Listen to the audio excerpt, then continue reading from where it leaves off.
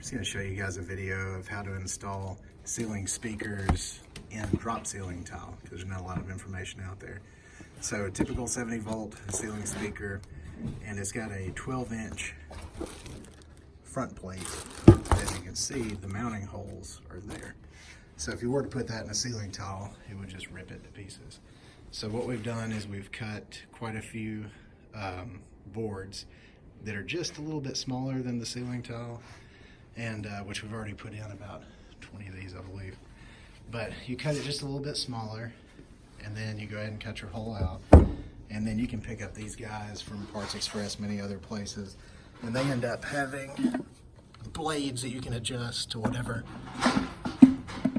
radius you need to for your hole. Now that's only going to be for the ceiling tile. You don't want to do that for the wood. The wood, you'll actually have to use a scroll saw, cut it out. But basically, put the wood down, and we usually put a trash can underneath it. This makes life a little bit easier. And then you'll end up putting your board underneath your ceiling tile. And I'm just making sure that all of those are inside, which they are. So then we can get our speaker.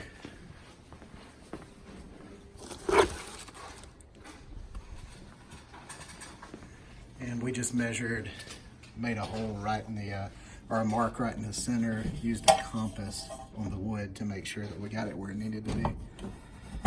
Drop that in, make sure it's flush, and then you can just mount using screws as long as it's long enough to make it through both the wood and the tile.